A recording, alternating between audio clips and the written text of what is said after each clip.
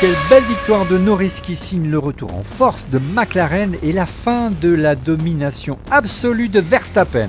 Red Bull en difficulté en course, mais aussi en dehors de la piste, avec l'annonce du départ de son designer star, Adrian Newey. Un terrible coup dur. L'écurie autrichienne peut-elle se passer de ce monstre de la F1 qui a tout gagné? Est-ce l'amorce d'un déclin annoncé qui pourrait conduire la boisson énergisante à quitter la discipline? Qui pour lui succéder et surtout où va partir le magicien de Red Bull, Aston, Ferrari? Débat, sans oublier notre hommage à Ayrton Senna qui nous a quittés il y a 30 ans déjà.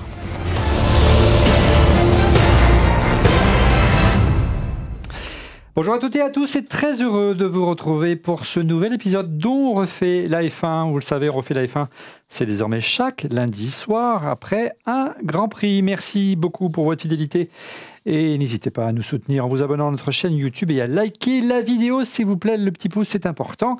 Je rappelle qu'on refait la F1 dispose désormais de sa propre chaîne YouTube. Pour vous abonner, c'est très simple. Vous cliquez sur le lien qui est dans la description de la vidéo. On refait la F1, c'est également un podcast audio sur Apple Podcast, Spotify, Deezer. Également, abonnez-vous, on compte sur vous. Avec à mes côtés, notre polémiste de la F1, fan de Lewis Hamilton et de son écurie, Mercedes. On le surnomme pour son franc-parler, Helmut Marko, monsieur Laurent Pantalach. Bonjour Laurent. Bonjour tout le monde. À ses côtés, il porte les couleurs des bleus. Ils n'étaient pas tout seuls à être bleus parce que Ferrari s'est mis au bleu. On va en parler aujourd'hui. Il s'agit bien sûr du plus grand fan de l'écurie alpine qui a progressé ce week-end. Il a le sourire. Bonjour Guillaume Pommier. Bonjour à tous. Et puis j'appelle le stand de Ferrari parce qu'ils ont droit à un stand sur mesure. Ils ont des exigences, les tifosi.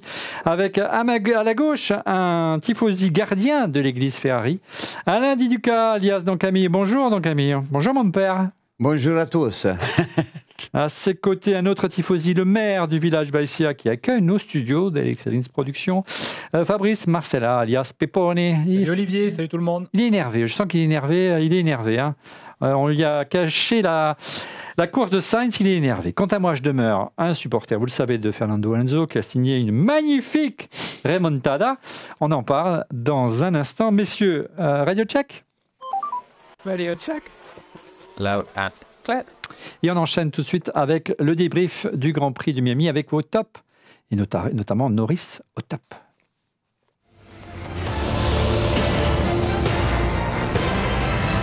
Magnifique course, belle victoire de Norris, première victoire en 110 courses, ça s'est fait attendre. Messieurs, vos tops et vos flops, on commence par vos tops, Guillaume. Oui, mon top, c'est évidemment Lando Norris qui a fait un super Grand Prix. Il a été étincelant, surtout le dimanche pendant la course. Et première victoire pour lui. Après plusieurs déconvenus, il était proche, on l'attendait et il l'a réussi. Alors il y a trois facteurs qui expliquent cette victoire. Le premier facteur, c'est évidemment les évolutions de McLaren qui ont très bien fonctionné et qui ont permis aussi ce super Grand Prix de Norris. Le deuxième facteur, c'est le moins bien de Red Bull. On va en reparler, mais clairement Norris a gagné parce que aussi Red Bull était moins bien. Le troisième facteur, c'est évidemment la safety car qui a été, on va dire, le petit coup de pouce de Lando. Mais il a quand même été très solide avec un super rythme. Bravo à lui. Alain, ton top cette semaine? C'est la même chose, c'est Lando pour les mêmes raisons. Et j'en rajouterai une qui m'a fait plaisir, c'est lui, quoi, le personnage. C'est vraiment un chouette gars qui mérite ça. Très attachant et voilà. Bravo à lui. Voilà, c'était le recordman des podiums en Grand Prix sans victoire. Enfin, il signe une victoire pour McLaren. Fabrice? Je vais faire dans l'originalité. Je vais parler de Norris également. Mais moi, je vais revenir sur un point tout particulier. C'est après la relance, une fois que la safety car est partie de la piste. Eh bien, tout le monde a pensé qu'il allait se faire immédiatement dépasser par Max. Et ça n'a pas été le cas. Il a tenu le premier tour et très rapidement, finalement, il a pris ses distances pour finir quand même à la fin du Grand Prix à plus de 7 secondes de Max Verstappen. Donc un véritable exploit. J'allais dire qu'il aurait mérité la première et la deuxième place. Ouais, vraiment une très belle fin de course. Je me suis régalé.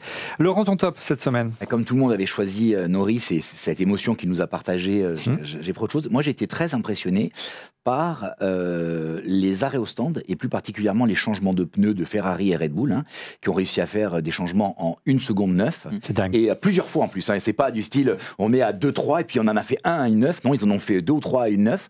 Et je me dis c'est très très impressionnant.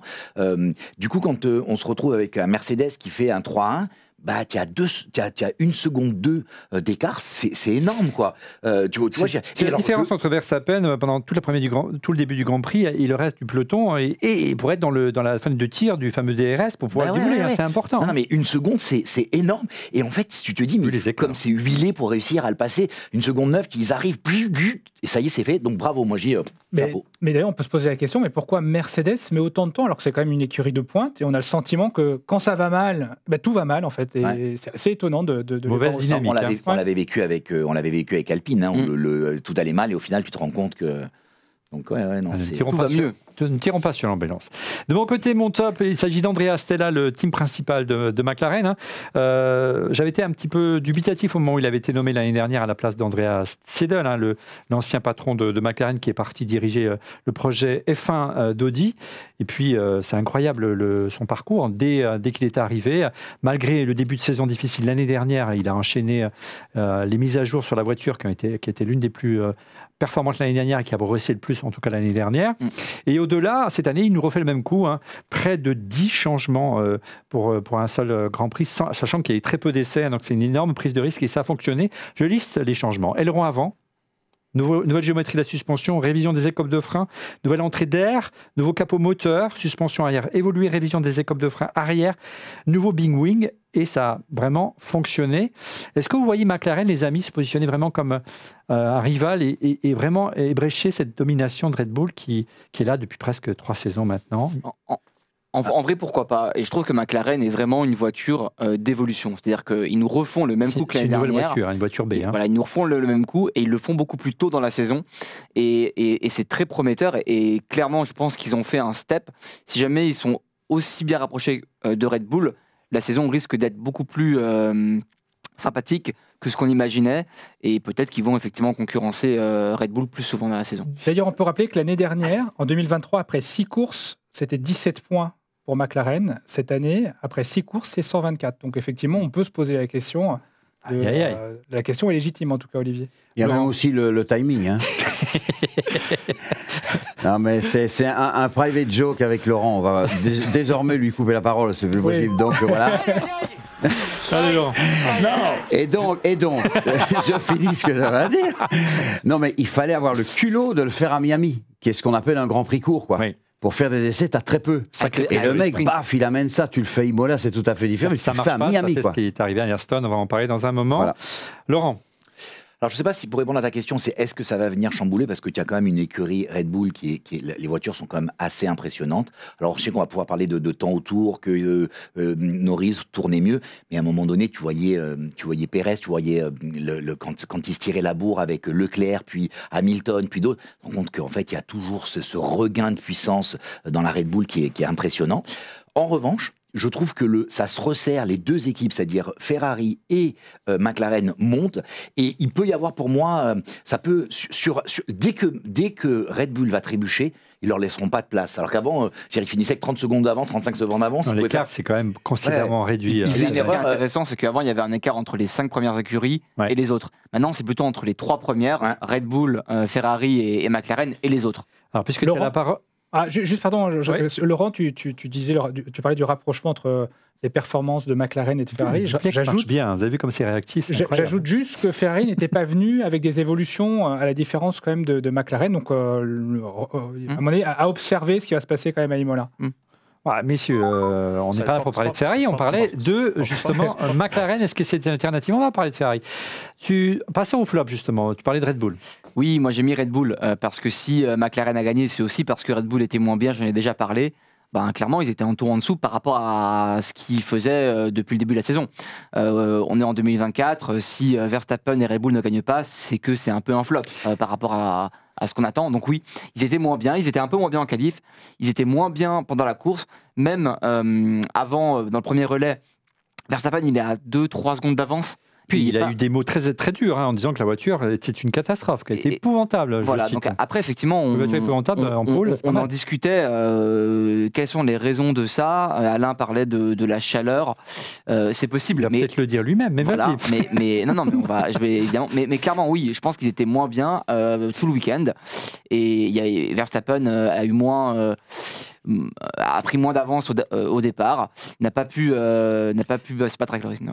Ouais, en fait, on sent qu'ils sont moins à l'aise dans Camille cette année. Alors, ils ont moins ce coussin de sécurité qu'avant. Ils arrivent quand même à se mettre à distance de Leclerc, on l'a vu, ou des autres concurrents pour le DRS, mais on sentait bien que la Red Bull était moins à l'aise.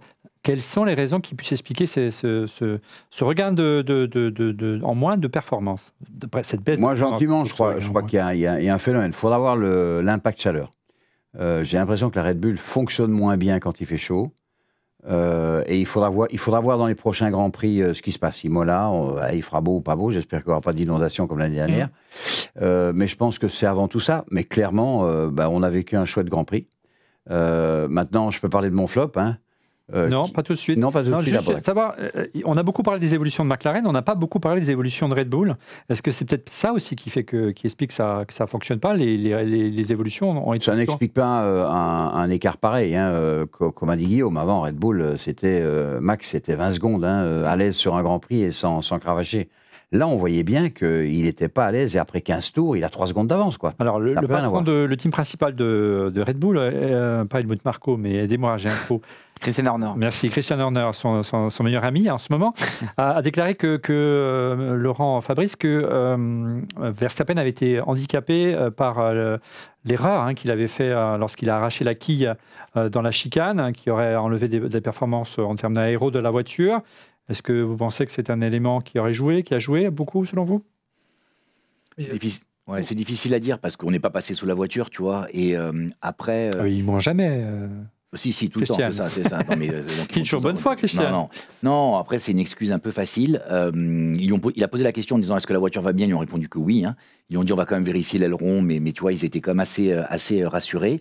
Il n'était pas en train de prendre une demi-seconde au tour avant ça non plus. Donc, faut pas, tu vois, alors tu vas me dire oui, il joue la sécurité, il était en avance. Il n'empêche qu'il n'était pas, comme d'habitude, il accroît toujours son temps jusqu'à la fin du Grand Prix. Je pense que Norris était déjà le plus rapide à ce moment-là. C'est lui qui enchaînait les recours. Il enchaînait les meilleurs tours. Exactement. Puis quand est-ce que Verstappen fait des erreurs? Quand il est un peu mis sous pression, c'est normal. Et même Perez, il n'en fait pas. Avait pas de rythme non plus, donc les deux Red Bull en fait étaient moins bien qu'habituellement. Alors, tu voulais nous présenter ton flop, donc Camille, on t'écoute. Le flop, c'est direction de course, sans aucun problème. J'ai regardé un truc, je ne sais pas ce que ça aurait vraiment changé au niveau du résultat parce que Lando était meilleur. Mais quand même, au moment où il y a ce fameux incident sur la voiture de sécurité, il y a 11 secondes d'écart entre Max et Lando. Et il y a 13 secondes d'écart avec Charles.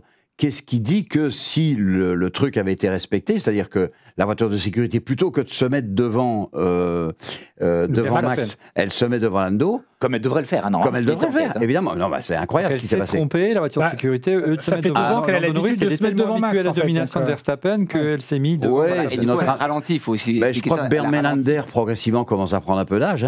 C'est ça.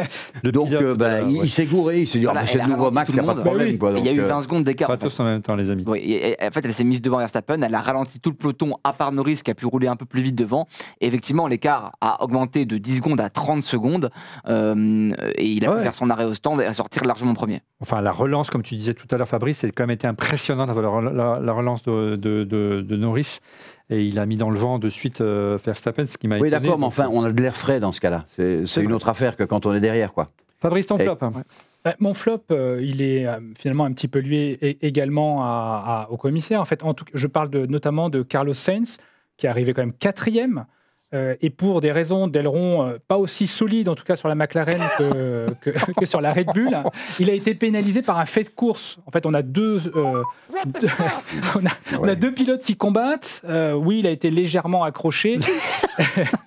Il a fallu qu'il rentre au stand. Si ça avait été une Red Bull, jamais il serait rentré au stand. Et voilà. Et donc, il a été pénalisé pour ça. Et donc, je suis un petit peu déçu, surtout quand ça se passe après la course. J'aurais préféré, enfin je ne sais pas si j'aurais préféré d'ailleurs, mais pourquoi ne pas le pénaliser immédiatement et d'attendre la fin de course? Voilà, c'est mon flop. Je pense que il a quand même flingué la course de Piastri. Je pense qu'en fait, FIA peut-être considère que Piastri, si tu veux, a été puni. Piastri a été puni pendant la course parce qu'il a perdu toute chance d'être dans les points et il fallait rééquilibrer parce que c'était un peu 50-50. 50-50, 5 secondes. Il mérite 15 secondes, quoi. Ouais.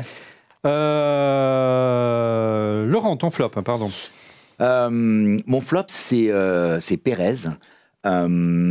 Pérez, c'est un pilote que je trouve... C'est ton ami, hein, Pérez. Tu en sens Non, qu'il aime bien, mais Pérez, hein. en fait, je le trouve assez inégal, en fait, comme pilote. C'est-à-dire, il a un gros... Alors, la voiture, on sait qu'elle l'est faite pour Max. Donc là-dessus, on ne peut pas comparer Max et Checo. Mais néanmoins, c'est un pilote qui est très inégal. C'est-à-dire qu'il fait souvent de très mauvaises qualifs, il fait souvent une bonne course. Là, il a quand même fait les deux étaient mauvaises, surtout alors qu'il a son contrat qui est en jeu. Hein. Le gars, il a une épée de Damoclès au-dessus de la tête qui est terrible. Quoi. Il y a des pilotes qui poussent de l'autre côté. Et puis tout le monde pousse de l'autre côté. Alors tu vas me dire, ouais, mais parce qu'il a la pression, il fait encore plus de bêtises. Ouais, le fait est qu'il a fait un départ de course, il a failli faire un strike, il a fait un tout droit. Il a failli sortir Verstappen. Il a failli sortir Verstappen. Et Leclerc. Et Leclerc par la même occasion. Grave, mais Et c'est énorme parce que dans la cool room, il y a Verstappen qui n'avait pas vu ce qui s'est passé, c'était passé derrière lui. Tu vois, il a découvert la chose. Il voit la chose, et, tu vois, il fait un... Et tu sens qu'il se dit... T'imagines s'il fait un double strike? Ah ouais. Je pense que son avenir chez... On le retrouve en F5, ouais. S'il fait un double strike, on le retrouve en F5. Enfin, il y avait Latifi, il y a Stroll, et je pense qu'il est à peu près dans la même catégorie, alors peut-être à un niveau supérieur, mais c'est à peu près la même chose depuis 2 ans. Respect pour Pérez quand même. Tu parlais de Stroll, et donc moi mon flop, comme quoi je sais reconnaître de temps en temps, malgré tout l'amour que j'ai pour Alonso, les difficultés d'Aston Martin, c'est plutôt le flop de ce Grand Prix. L'écurie britannique a régressé, elle a tenté le coup, un peu comme McLaren, pas 10 changements, mais 5 changements lors de ce Grand Prix, et ça n'a vraiment pas marché. Il semble bien que le développement demeure le talon d'Achille de l'écurie chère à Fernando Alonso. C'est assez préoccupant s'ils veulent passer ce gap qui leur permettrait un jour d'être champion du monde. On verra s'ils vont pouvoir attirer ou pas. Adrian Newey en parle dans un instant. Retour en tout cas sur les ennuis et les nuages qui s'amoncellent dans le ciel du côté de Red Bull.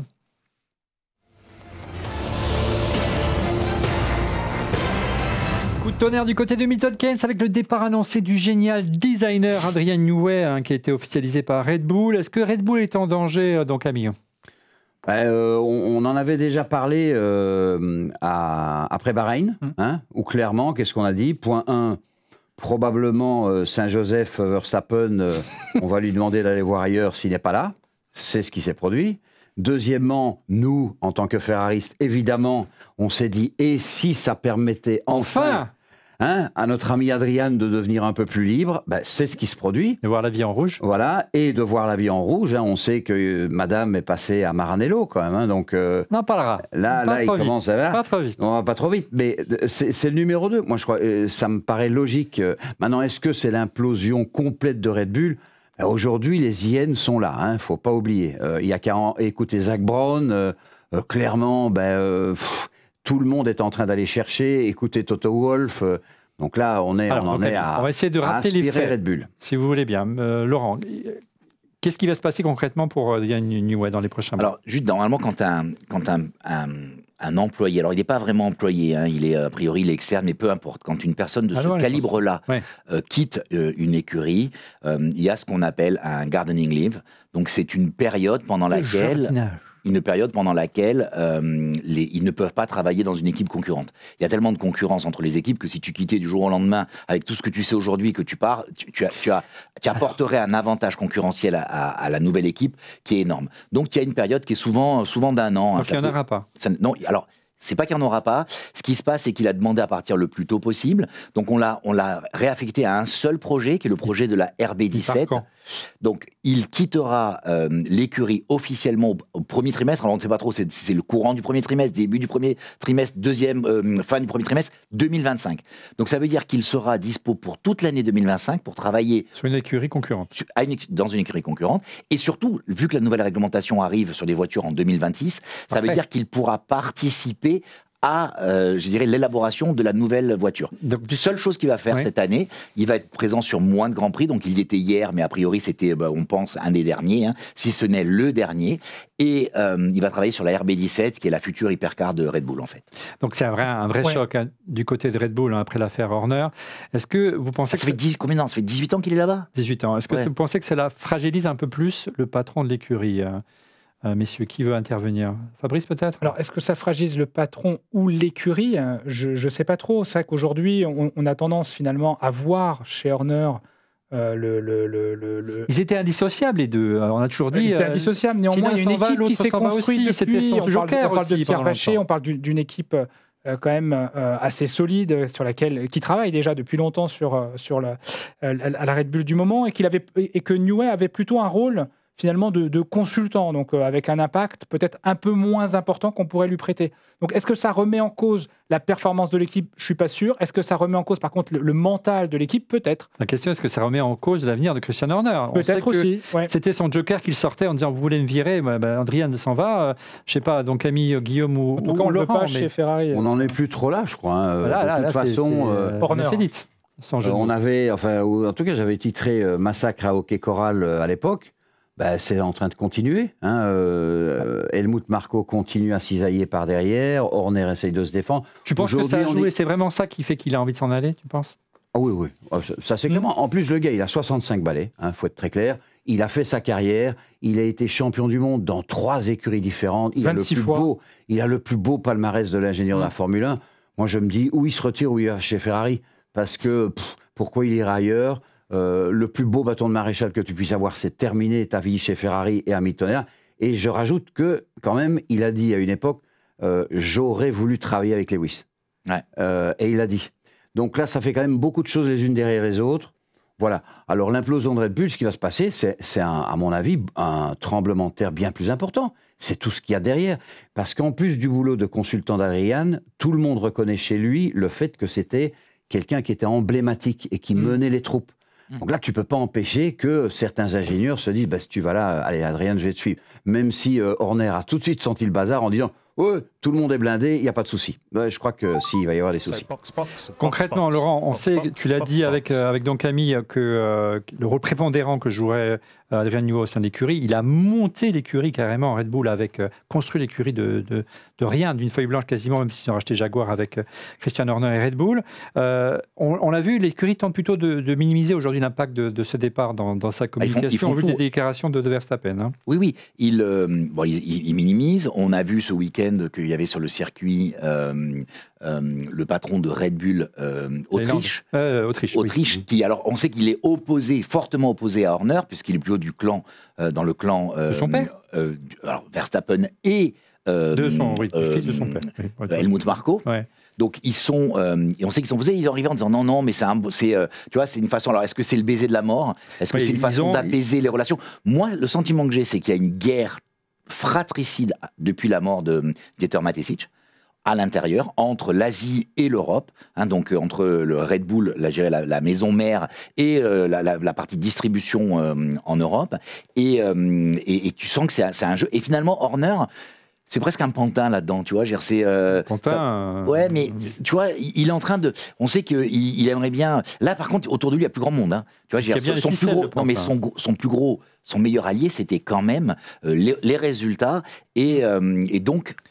Alors, je vous cite... Non, mais donc Newey. Donc là, ça peut être plus compliqué pour lui, quoi. Alors, je vous cite la déclaration de Verstappen au sujet d'Adrian Newey. Bien sûr, Adrian a eu un rôle extrêmement important dans les succès de Red Bull, mais au fil du temps, ce rôle a un peu changé, et je pense que beaucoup de gens ne comprennent pas ce qu'il fait aujourd'hui. Et première nouvelle, je ne dis pas qu'il ne fait rien, mais son rôle a évolué. Beaucoup de personnes compétentes ont intégré l'équipe et l'ont renforcé. On pense bien sûr au Français Pierre Vacher, notre ami, notre team principal, Éric Boulier, nous en parle souvent, Guillaume. Oui, pour revenir sur Verstappen, en vrai, tout ce qu'il dit, c'est vrai. Le seul truc un peu méchant, c'est la phrase « on ne comprend pas bien ce qu'il fait ».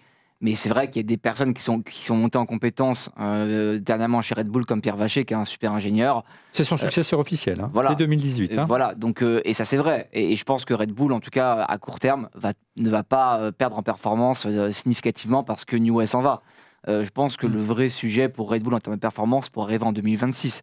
Parce que là, pour le coup, nouvelle réglementation et perdre Adrian Newey, même en tant que consultant, ça reste quand même un vrai problème. Ouais.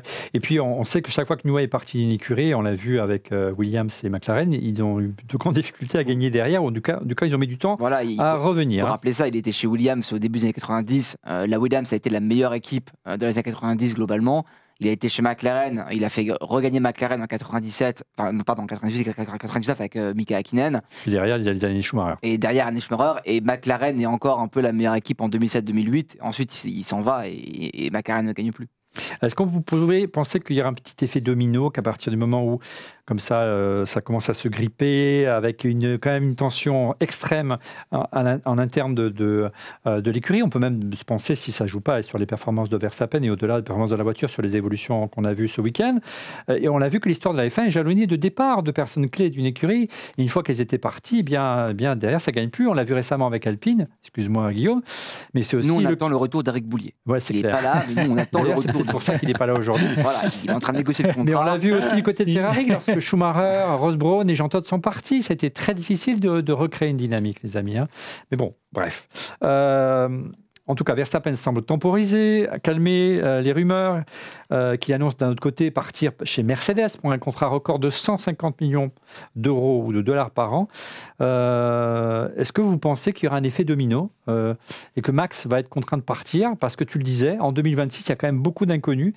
Parce qu'il y a une nouvelle réglementation moteur. Et là, Red Bull, il va seul. On va penser que Ford va concevoir le moteur. Donc c'est un sacré challenge. C'est un pari, en fait. On ne sait pas exactement comment ça va se passer. Donc, Eric avait dit un truc à ce sujet qui était assez intéressant. Il avait dit que 2026, ça va être compliqué parce que, tu vois, c'est une nouvelle réglementation et dans l'absolu, les grosses écuries, c'est-à-dire les motoristes principalement, les motoristes sont ceux qui pourraient, et donc là, il y aurait 3 écuries avantagées, Mercedes, Ferrari, alors je ne vais pas citer Alpine parce que, mais je citerai juste après. Non, et Aston, qui aurait a priori, tu vois, donc le seul qui pourrait jouer le troublion là-dedans, ça devrait être Alpine, mais aujourd'hui on sait qu'ils sont un peu c'est un peu embourbé, mais ça pourrait être aussi. D'ici 2 ans, ça devrait changer. Ils ont le droit de se développer. Donc l'écurie qui est la plus à risque, tu vois, je veux dire de top, de haut niveau, c'est Red Bull. C'est de loin, quoi. Audi, ils arrivent, donc on limite, on va rien attendre d'eux, tu vois, c'est pas. Mais l'équipe Paris, c'est ces trucs. Et si Verstappen, c'est la meilleure des choses pour Toto, parce qu'on le sent lui aussi qui en oui, lui, il a besoin de trouver à nouveau une nouvelle énergie. Il faut que la voiture gagne, on a vu qu'elle avait quelques difficultés ces derniers temps. Ils ont quand même, Toto, tu parles de Toto, et on en parle après, non, Toto? Non. Ah bon, parce que Toto, on sait quand même qu'ils ont demandé une dérogation pour que Kimi Antonelli puisse rentrer le jeune prodige. Voilà, parce qu'il a moins de... Williams qui a demandé.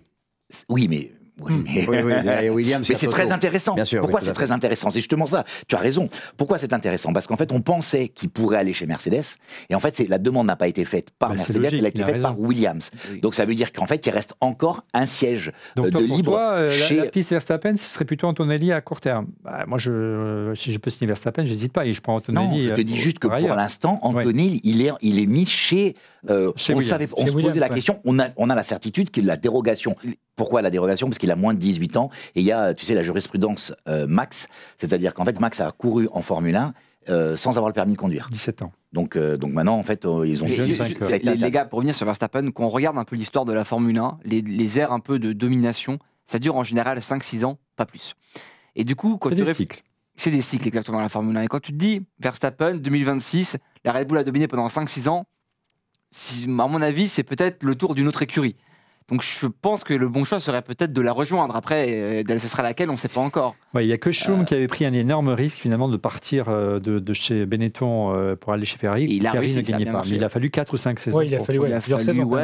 Il est parti en 80. Enfin, il a traversé en 96. La vraie question que je me pose sur le long terme, c'est l'avenir de Red Bull. Ça peut paraître paradoxal, mais on sait que le souhait de Dieter Matetic, j'arrive jamais à le dire, était, alors qu'il savait qu'il allait partir, qu'il allait mourir, était de vendre l'écurie à Porsche, que Christian Horner a tout fait pour éviter, et Helmut Marko aussi. On sait que les Autrichiens sont plutôt partisans de quitter la Formule 1. On peut se poser si vraiment, on peut vraiment faire un constat sombre sur le plus long terme sur l'avenir de Red Bull en Formule 1. L'avenir nous le dira. Allez, revenons à Adrian Newey. Où va-t-il aller après son départ de Red Bull en 2025? Débat.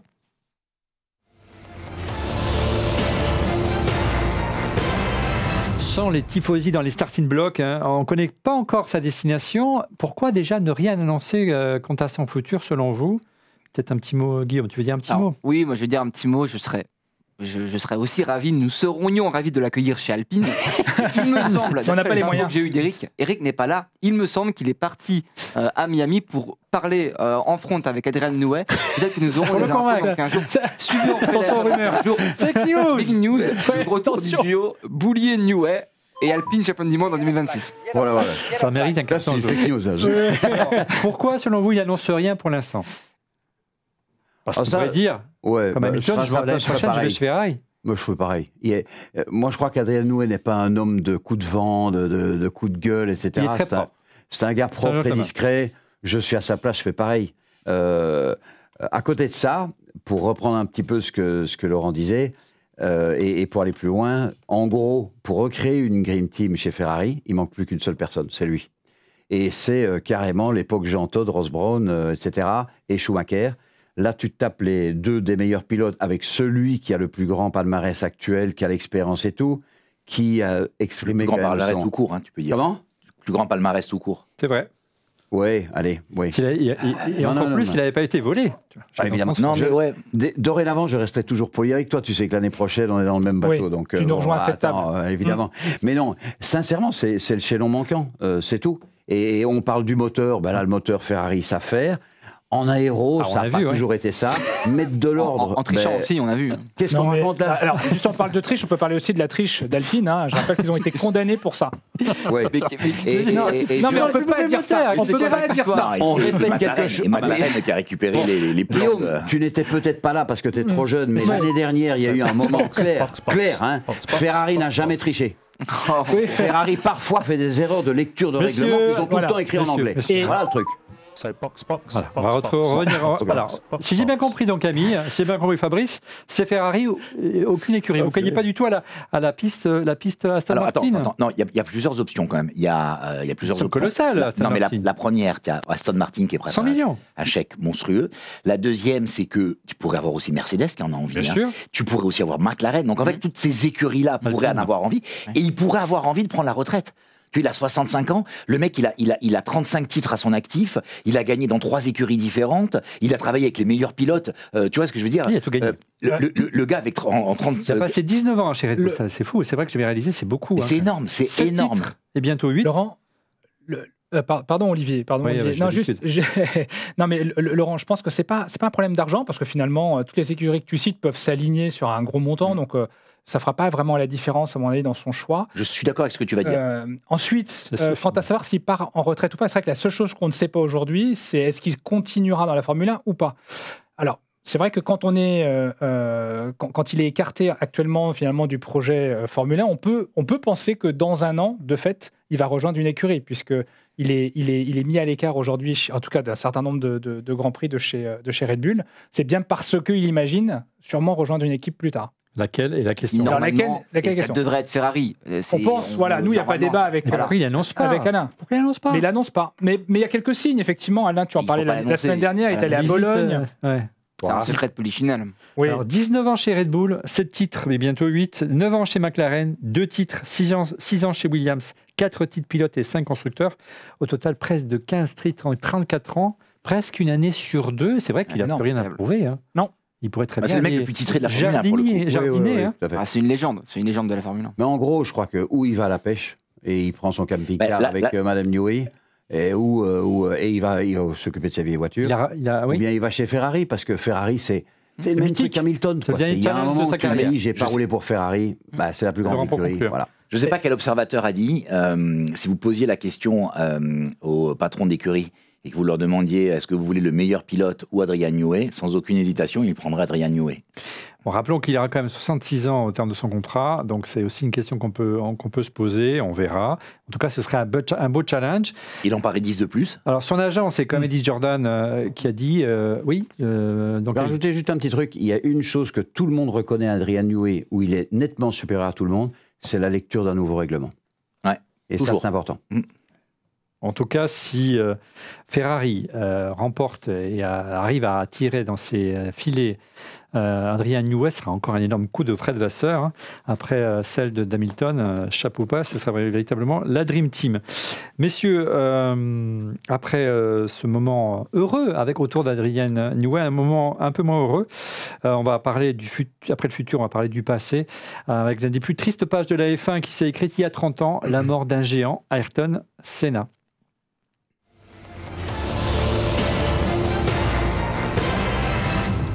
Les amis, retour sur la journée, l'une des journées les plus sombres de l'histoire de la Formule 1. C'était le 1er mai 1994. Le triple champion du monde est mort à l'âge de 34 ans. Ayrton Senna lors du Grand Prix d'Imola. Dans la maudite courbe de Tamburello, victime d'un accident. On a tous, fans de F1, le souvenir précis de ce que nous faisions à ce moment-là, à l'annonce de son décès. Allez, rapide tour d'horizon. Moi, ça m'a très très marqué ce décès. J'étais tout jeune, mais quand même. Laurent, on commence par toi. Alors moi, c'est le jour de mes 20 ans. Donc je sais exactement où j'étais. J'étais en train de regarder le Grand Prix. J'étais entre Saint-Florent et Calvi, dans un petit bungalow que mes parents avaient au bord de l'eau. Et on n'avait pas d'électricité, parce que c'est vraiment une zone, ça s'appelle un désert, c'est le désert des Agriates. Et donc mon oncle, qui m'a initié à la Formule 1 et qui était un fanat de Formule 1, on regardait le Grand Prix sur une télé à tube cathodique noir et blanc, qui devait être à peu près grand comme ça. Et non, une batterie 12 volts, une batterie de voiture sur laquelle on le branchait. Donc je me souviens très très bien.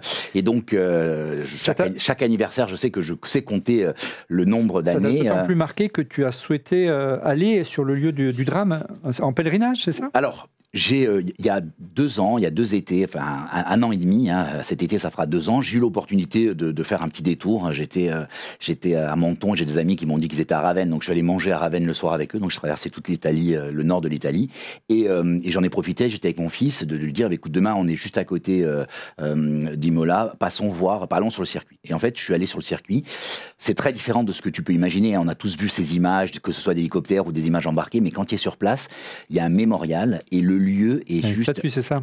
Une statue, et les murs sont recouverts d'affiches, de photos dans toutes les langues, dans tous les...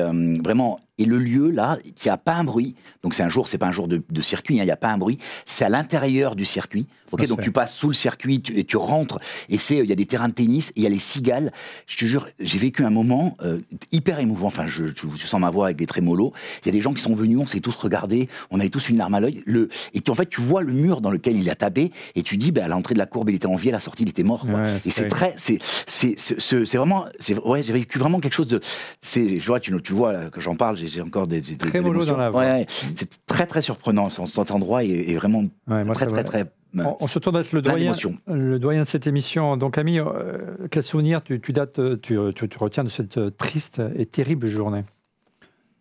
On était en famille, parce qu'on regardait les Grands Prix en famille, et au début, tu étais incrédule.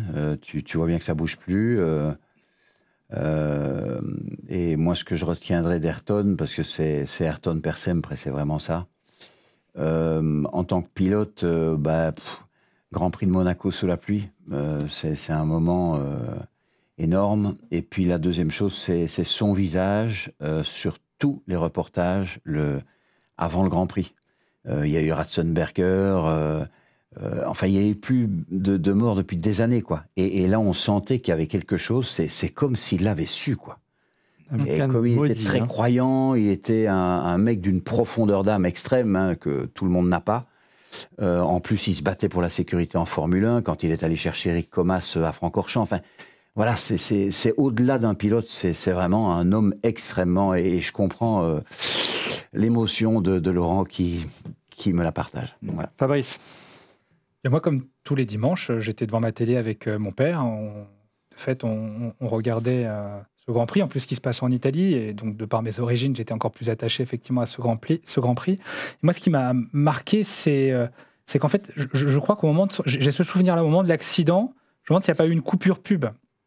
Avec cette angoisse de savoir, mais il se passe quoi ? Parce qu'à l'époque, effectivement, c'était pas sur Canal+, c'était sur TF1, donc il y avait des coupures pub qui ont renforcé cette angoisse chez nous de savoir, voilà, est-ce qu'il va bien ? Je crois même, Fabrice, que ça s'est passé pendant la coupure pub. C'est pendant la coupure pub, ouais. Je suis d'accord avec toi maintenant que tu en reparles. Et donc, on reprend le direct comme ça et on voit cet accident, on apprend que c'est Senna. Ce qui a été, moi, je me souviens également d'un Grand Prix qui continuait en fait. Et ils ont emmené Senna à l'hôpital. On savait que c'était grave, mais c'était pas une information, me semble-t-il, qui avait été diffusée aux pilotes. Et le Grand Prix s'est poursuivi comme si de rien n'était avec Schumacher, terrible. je crois, qui gagne ce Grand Prix. Donc, et ça, c'était, vu de la télé, vu d'un spectateur, c'était assez choquant. Enfin, en tout cas, on était en décalage total avec ce qu'on ressentait et la course qui continuait de façon assez banale, somme toute. Hein, alors même que voilà, Senna était... On termine avec le Benjamin de cette émission. Oui, moi j'ai évidemment une vue un peu différente. Moi j'avais 3 ans quand ça arrivait, donc j'étais pas devant le Grand Prix et c'est pas encore un âge de conscience. Donc je sais pas ce que je faisais le jour-là, mais mes parents étaient déjà fans de Formule 1, étaient certainement devant le Grand Prix. C'est intéressant de voir comment la légende s'est perpétuée. Et voilà, et c'est ce que je disais, c'est que moi je l'ai pas vécu, et je n'ai jamais regardé un Grand Prix en direct avec Senna, jamais. Mais clairement, je suis passionné de Formule 1, vous le savez, je suis aussi passionné de l'histoire de la Formule 1. Et Senna, c'est l'un des mythes de ce sport. J'ai regardé à de nombreuses reprises ses exploits. Je me suis beaucoup renseigné, j'ai beaucoup lu, j'ai beaucoup regardé sur ce Grand Prix d'Imola en 94. Donc voilà, je pense que c'est le Grand Prix le plus triste de l'histoire de la F1. Ouais. Et c'est assez, entre guillemets... on parlait de Newey juste avant. D'une légende à une autre, mais il y a un lien. En fait, Newey était l'ingénieur de Senna en 94. Ouais. C'est lui qui a dessiné la voiture. C'est lui qui a dessiné la voiture. Donc oui, j'ai toujours. Je suis aussi très ému en fait quand moi, je vois j'étais ça. très ému hier de la victoire de Norris parce que j'ai une passation de témoin entre un futur grand pilote de McLaren et un ex-grand champion de McLaren. Pour moi, c'était un week-end cauchemardesque que j'ai vécu. J'étais tout jeune comme toi, j'avais une vingtaine d'années. Je me souviens que je me réveillais assez tard le dimanche, j'étais étudiant à l'époque, et pour une fois je m'étais levé tôt pour pouvoir voir il y avait le warm-up, Ouais. et je me souviens d'avoir vu le warm-up où et c'est extraordinaire, on savait la rivalité entre Prost et Senna, où Senna, durant le tour qui était commenté par TF1, où il disait il faut tourner à droite en troisième, en second, etc., il salue mon ami Senna, mon ami Prost, tu me manques. Déjà j'avais été très surpris par ça, moi j'étais très Prost fan à l'époque, et je me souviens que au moment où je regarde le Grand Prix, j'étais pas bien, Ratzenberger était mort la veille, et Apple, c'est freudien, TF1 lance la pub, et je me dis, je reste. D'habitude, dès qu'il y a une pub, je m'en vais, je vais boire, je reste, j'avais un pressentiment qu'il allait se passer quelque chose, et je vous jure que c'est vrai, hein. Et je reviens, et je vois l'image de Senna, et là, j'ai pas pu. J'ai éteint la télé, je suis parti. Moi, super fan de F1, je suis parti de suite. Je me souviens que j'habitais encore, je suis parti à la plage, rejoindre ma copine de l'époque, et j'ai compris, de suite. Et j'ai compris de suite qu'on allait nous annoncer qu'il allait bien, mais non, ça va aller. Et quand, quelques heures plus tard, évidemment, quand le Grand Prix était terminé, ils ont annoncé sa mort.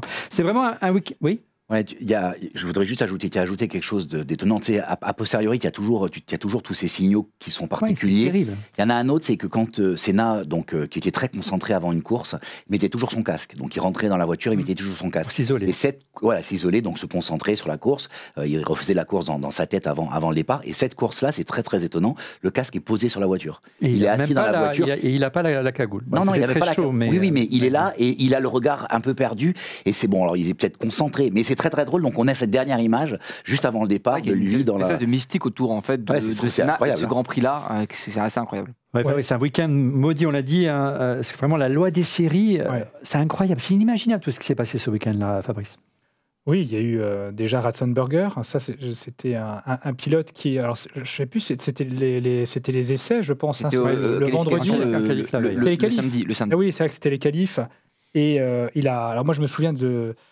Je me souvian que c'était un concours de circonstances finalement en fait cette voiture qui alors je sais plus si elle tape contre le mur à un moment elle tape en tout cas mais elle perd l'aileron avant. Ah oui c'est ça en fait c'est ça il faut remonter en fait à quelques essais précédents où il touche je crois un de ses coéquipiers si je me trompe pas mais il considère que sa voiture finalement n'a pas été endommagée, il peut continuer à faire les qualifs avec, sauf que il perd son aileron en plein virage et il prend le mur et il meurt sur le coup. Et puis, il y a eu donc ça a démarré là-dessus. Et d'ailleurs, je voudrais ajouter une chose, c'est que Senna, à ce moment-là, décide d'aller sur la piste, voir ce qui s'est passé. D'ailleurs, il est même sanctionné pour ça, parce qu'on lui refuse l'accès et il enfreint finalement le règlement en se rendant sur la piste. Il ne voulait pas prendre le départ, d'ailleurs. Oui, alors effectivement, il y a aussi ça. Il ne voulait pas prendre le départ. Ça, c'était dans la nuit de samedi à dimanche. C'est ce que raconte en tout cas son épouse. de l'époque, qui raconte très clairement qu'il ne souhaitait pas faire le Grand Prix. Ouais. Puis il y a aussi l'accident de Barrichello sur Jordan, qui est vraiment impressionnant, qui est un miraculeux lui aussi. Lui aussi, il s'est envolé et il s'est retourné. C'est-à-dire que quand on a pris sa monoplace et qu'on l'a retourné, on pensait le retrouver mort en fait. On voit sa tête dans tous les sens, on pense à ses preuves cervicales. Et puis après l'accident de Senna, il y a eu encore un accident dans les stands. Il y avait oublié, dans les stands en fait, la voiture de Miguel Alboreto perd une roue qui en fait part et attrape des mécaniciens et en blesse un assez gravement. Bon, il est pas mort, hein, mais c'est fou, quoi. Vous oubliez aussi l'accident au départ. Ah oui, parce qu'en fait tout ça se fait au démarrage. Et après il y a la safety car qui rentre et on dit aussi une des explications, c'est que les pneus n'étaient pas forcément très chauds, mais bon, c'est plutôt la colonne de direction. C'est ce qui se dit. Alors on parlait d'Adrian Newey, apparemment c'était un souhait de Senna d'affiner la colonne de direction pour pouvoir reculer le volant, parce que le volant était trop près du corps. C'était une position très Mansell en fait, qui est très typée Mansell. En fait, c'est ce qui s'est passé, c'est ce qui se serait passé. Il y a plein d'histoires. Il y en a qui savent, Il y en a qui savent ce qui s'est passé. Oui. Il y en a qui savent ce qui s'est passé. Mais à ton avis, pourquoi autant de mystère? Parce que c'est étonnant. C'est sur Ratzenberger, c'est exactement ça. Là, il y a un mystère. On ne meurt jamais sur un circuit de Formule 1, tu le sais. Non, c'est pas ça l'histoire. Oui, c'est pire que ça. Non, c'est pire que ça. C'est qu'en Italie, si tu meurs, ça devient un lieu. Donc la police doit venir. Donc en fait, c'est pour ça que Ratzenberger, qui est mort sur le coup, on le sait aujourd'hui, a été déclaré mort à l'extérieur du circuit, ou sinon le circuit devait être arrêté. Et il s'est passé la même chose pour Senna. Donc déjà, tu sens qu'il y a ça. Après, tu vois, c'est Senna, c'est la Formule 1, c'est l'Italie des années 90, tu vois ce que je veux dire avec non, mais c'est écurie championne du monde. Oui. Donc Renault derrière, je veux dire. Écurie championne du monde, c'était quand même, je crois, c'était la 3e course de ce championnat et ça fonctionnait pas du tout. Schumacher avait gagné les deux premières. Ils étaient vraiment à la lutte et ils voulaient trouver des choses. Et d'ailleurs, juste pour Senna n'est pas, c'est pas le choc qui a tué Senna, mais il a pas eu de chance. C'est-à-dire qu'il y a un bout de sa suspension qui a été dans son casque au mauvais endroit. Je pense que 3-4 cm à côté, terrible. Il n'avait rien, quoi. Enfin, pas rien, mais il serait certainement pas décédé. Mais Guillaume, on connaît effectivement les causes de sa mort. Par contre, on connaît moins les causes de l'accident. C'est là où il y a effectivement. Officiellement, c'est la colonne de direction. Il y a eu un jugement qui a été donné. Alors, la raison de rétrécissement, c'est qu'il n'était pas à l'aise dans la voiture. C'était une position de Nigel Mansell, qui n'était pas du tout sa position. Et il a demandé à ses ingénieurs de modifier et donc normalement c'est quelque chose que tu ne peux pas faire, c'est-à-dire que tu peux pas décider sauf que ce que disent les ingénieurs, c'est quand Senna demande quelque chose, tu es obligé c'est soit tu le fais, soit tu es viré, quoi. Donc les gars, ils ont réduit la colonne qui était possiblement moins résistante. Et il aurait perdu donc la possibilité de tourner le volant, tout simplement. La mort de Senna était vraiment un électrochoc pour le monde de la F1 pour améliorer la sécurité. Je me tourne encore vers le doyen de cette émission, donc Camille. On disait à l'époque, j'étais plus jeune, qu'avec l'arrivée des matières composites, elles étaient devenues indestructibles, ces voitures. Et Senna, ça a été la preuve que malheureusement, non. Oui, on ne peut pas dire grand-chose. Déjà, de tout ce qu'on dit, il y a eu un tel concours de circonstances dans ce Grand Prix. Tout ce qui s'est passé est hallucinant, quoi. C'est un week-end maudit, point. Maintenant, que ce soit le point d'orgue de prise de décision qui vont dans le bon sens au niveau de la sécurité, oui. D'autant qu'Ayrton, toute sa carrière, ça a été ça. Alors qu'on aurait pu croire que c'était une tête brûlée qui roulait comme un fou furieux. Non, il y avait ça, quoi. Et puis l'amour de ce sport, mais il avait aussi l'amour des autres. Et donc, c'est pour ça qu'il a imprégné à vie, je dirais. C'est fou, parce qu'en préparant cette émission, j'ai réalisé qu'il avait eu qu'une carrière de 10 années. 10 ans, c'est ce qu'a fait. C'est où on est aujourd'hui Verstappen, qui est tout jeune. C'est fou, comme il a pu marquer l'histoire de la Formule 1. 10 ans, c'était aussi ça faisait 8 ans qu'il n'y avait plus d'accidents mortels. Depuis 86, oui. Ouais, en sachant que, tu vois, dans les années 70 à début 80, qu'il y avait un mort tous les 2 Grands Prix, quoi. Donc c'était. C'est pour ça qu'on pensait que les voitures étaient hyper fiables, hyper sécurisées. Depuis quoi depuis Villeneuve, il n'y avait pas eu un mort aussi grave. Quasiment, il y en avait eu malheureusement un autre dont le nom m'échappe, parce qu'il était un peu moins connu. Léo De Angelis. De Angelis au Castellet, oui. Quand on parle de la fatalité, c'est ce que dit Guillaume aussi. Il a une chance sur 1000 d'avoir le bras de suspension qui, en plus, entre la visière et l'autre très petite à l'époque. Et ça rentre dedans, ça c'est toujours un concours. Jules Bianchi en 2014, c'est aussi un concours de circonstances. Le tracteur, c'est pas un concours de circonstances. C'est une erreur des organisateurs. Bien sûr. Non, mais tu vois ce que je veux dire, il peut très bien sortir à 1 mètre plus loin et oui, mais le tracteur, ça aide pas, quoi. Voilà. Alors, en tout cas, une chose est sûre, c'est que voilà, il n'est pas mort pour rien, Ayrton Senna. Il y a vraiment une prise de conscience à l'époque qu'il était nécessaire de... Ni Bianchi d'ailleurs, parce qu'on a le Halo qui a sauvé plusieurs vies depuis. Et que la F1 a réagi dans le bon sens du terme. Et il a permis de faire de gros efforts en matière de sécurité à partir de ce moment-là. Et Olivier, nous on critique souvent, sur cette émission, on parle de la F1 un peu woke et lisse, mais s'il y a bien un domaine où la F1 a fait beaucoup de progrès, c'est la sécurité. Il y a effectivement peut-être, c'est un peu moins fou qu'une époque, mais il y a beaucoup moins d'accidents graves et on peut quand même... À propos de moments fous, quel Grand Prix, quelle scène gardez-vous en mémoire de Senna très rapidement, les amis, Laurent?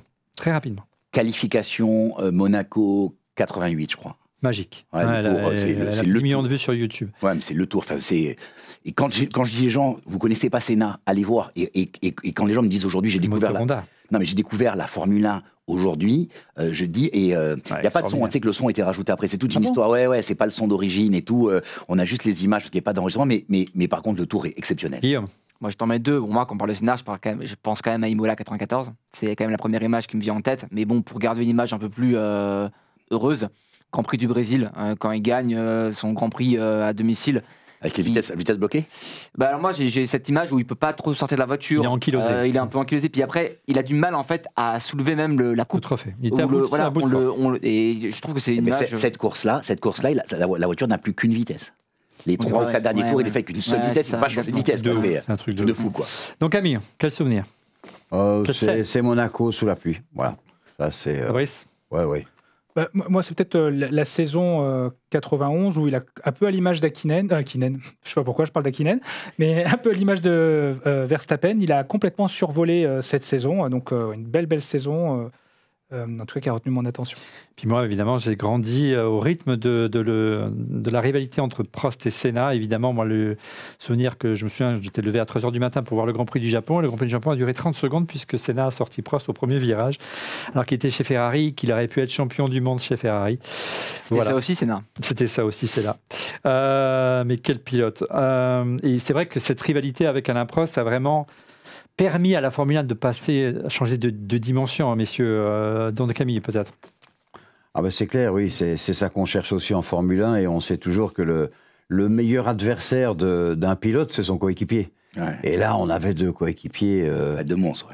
Deux monstres, donc mieux que ça, c'était compliqué. Deux champions du monde, dans la même... Là, on est vraiment passé d'un sport mondial, vraiment, on a changé de catégorie, une première division, ça a été vraiment une médiatisation à mort. Messieurs, So box.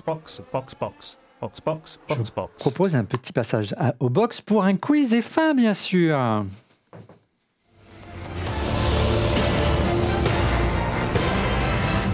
Le quiz F1, vous avez 4 questions. Une réponse dès la première vous rapporte 4 points, 3 points pour la seconde, 2 pour la troisième, et ainsi de suite. Si vous vous trompez, vous êtes éliminé. Êtes-vous prêts, messieurs? Oui. Allez, c'est parti. On est prêts. On attend le feu vert. Il s'agit d'un pilote de F1. Je suis un pilote allemand. Il faut prendre des risques. Allez, on enchaîne. J'ai le record du nombre de Grands Prix en F1 sans podium. Hülkenberg. Oui, monsieur Nicole qui a bien de bonne réponse de Don Camille qui commence sur des chapeaux de roue. 3 points. On enchaîne avec un patron d'écurie. Sous ma direction, mon écurie a remporté 10 championnats de pilotes et 8 championnats constructeurs. Frank Williams? Non. Sous ma direction, mon écurie a remporté 10 championnats pilotes et 8 championnats constructeurs. Mon écurie s'est, à mon initiative, lancée également dans la fabrication de supercars. McLaren? Je veux le nom. Ron Dennis? Ron Dennis. Bravo, Laurent. Ron Dennis. Ça fait combien de points pour Laurent, là? 2 ou 3? On va demander à la régie. La régie, vous êtes sur le coup. 2 points. Ok. Donc 3 points pour 3 points. Pourquoi 3 points, je pense. 3 points. 3 points. Donc à égalité avec Don Camille. En 88, je suis débauché chez Lotus. Alors, je débauche chez Lotus un jeune pilote prodige brésilien. Il s'agissait bien sûr d'Ayrton Senna. Et en 2007, mon écurie est condamnée à payer $100 millions d'amende à la FIA. Pour avoir volé les données Ferrari. À nouveau, un pilote de F1. J'ai remporté le titre de champion du monde sur une Lotus.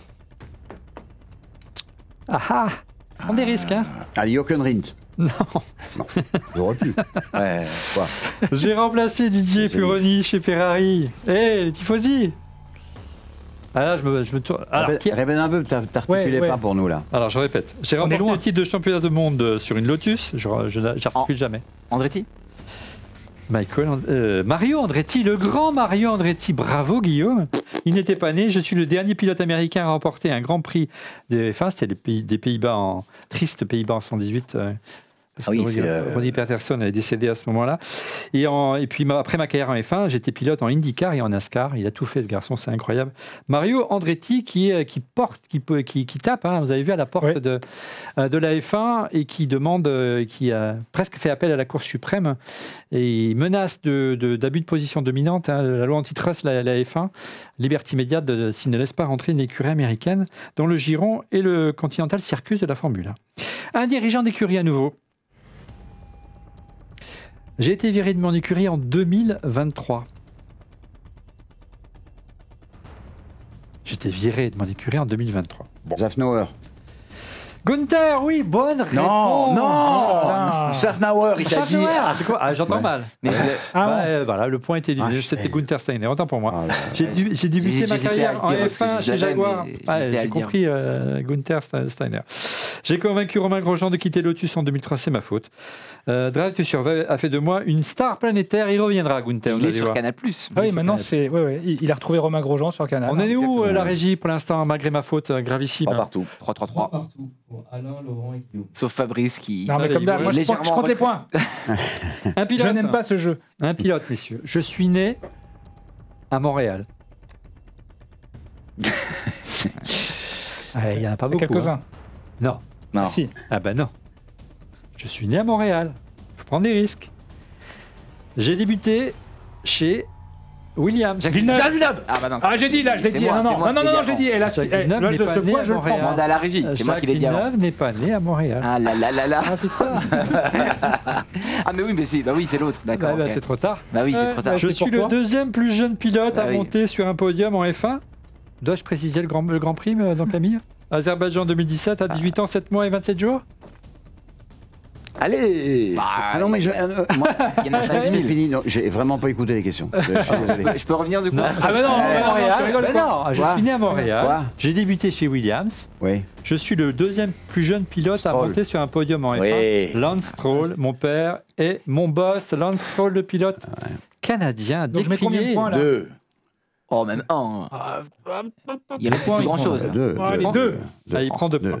Ce troll. À nouveau un pilote.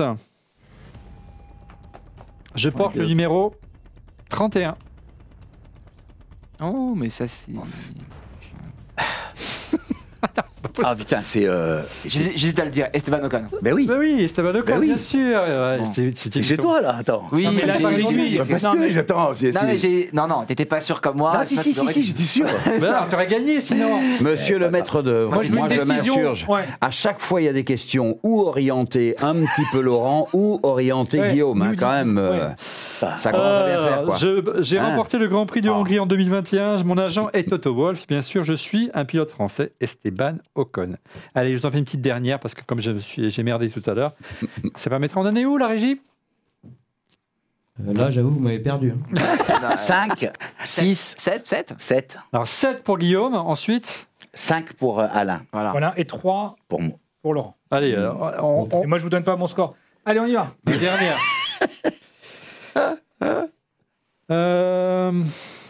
Une écurie. Écurie. Elle est bourrée de pièges, hein, celle-là, je vous préviens.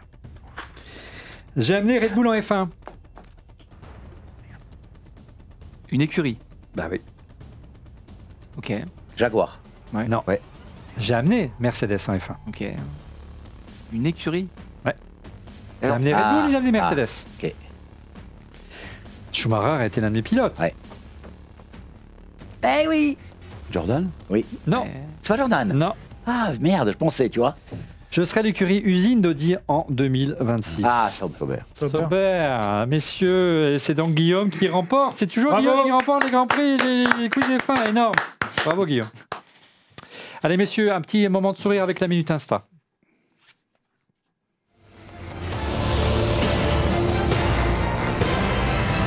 La Minute Instinct, c'est quelques minutes volées assez rigolotes sur les réseaux sociaux cette semaine. Regardez le nouveau parrain de la F1.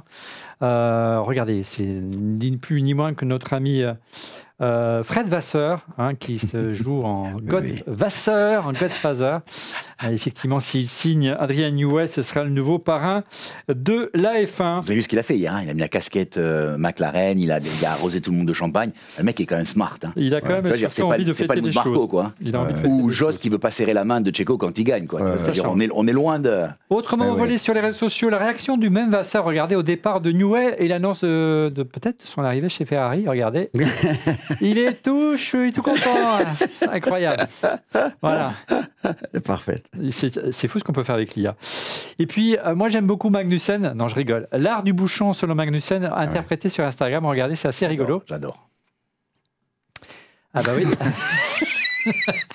Voilà, c'est bien trouvé. Voilà. Voilà, n'hésitez pas d'ailleurs à réagir dans les commentaires et mettre quelques liens si vous avez des liens à nous communiquer. On les passera la semaine prochaine.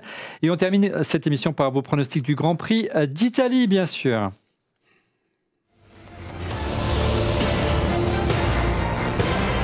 Allez, avant les pronos du prochain Grand Prix, on revient sur vos pronos du Grand Prix de Miami. Messieurs, on écoute. Philippe. Moi, je vois les 2 Red Bull devant et les premiers points d'Alpine. Alors, et tu veux les noms de pilotes. Verstappen, Pérez et allez, Charles Leclerc. Donc, Camille, votre pronostic cette semaine? Verstappen, Pérez, Leclerc. Pepone. Carlos, Max, Charles. Guillaume. Verstappen, Pérez et Sainz, encore une fois. Okay. Et je pense aussi qu'Alpine pourrait marquer ses premiers points. Je l'espère de tout cœur, en tout cas. Laurent. Verstappen, Norris, Charles. Eric. J'aurais bien fait la même chose que Laurent, moi, oui. Verstappen, Norris et Charles. Alors moi je voulais faire la même chose aussi, donc je vais changer. Verstappen, Leclerc, Sainz en 3e position, on prend des risques. Alors moi je dis bravo Laurent, je dis bravo Eric, je dis bravo Guillaume et notre ami Philippe Vandal qui ont pronostiqué le premier point Le premier point, le premier point d'Alpine. Oui, précis. Allez, vos pronostics pour ce prochain Grand Prix d'Italie, on commence par donc Camille. Charles, Max, Lando. Charles, Max, Lando. À tes côtés, Fabrice. Charles, Max, Sainz. Ouais, ok. Guillaume. Je vais faire comme Alain. Charles Leclerc, Max Verstappen et Lando Norris. Laurent. Je voulais faire pareil, mais je vais changer. On va pas tous avoir le même. Donc je vais faire Charles. Ah ouais, c'est pareil. Lando. Bah pareil. Non. Et Hamilton. Non. Ouais. Oh, mais non. Surprenant. Alors moi je vais faire Leclerc, Verstappen, Norris. Voilà, c'est pas très original, mais je pense que c'est un bon cru. Je pense que c'est le meilleur, la chose la plus sûre. On prend les copies dans 15 jours. Voilà, c'est la fin. Petite cote, ouais. C'est la fin d'On refait la F1. Merci de l'avoir suivi, les amis. On se retrouve dans 2 semaines, le 20 mai prochain, pour un débrief complet du Grand Prix d'Italie. On refait la F1, c'est tous les lundis après chaque Grand Prix. Et pour être prévenu en temps réel de la mise en ligne de l'émission, je vous invite à vous abonner bien sûr à notre chaîne YouTube, On refait la F1. Et puis également de cliquer sur le petit bouton et le petit lien. Ça fait toujours plaisir, le petit pouce. On compte sur vous. Merci encore pour votre fidélité et rendez-vous dans 15 jours pour le Grand Prix d'Italie. Salut!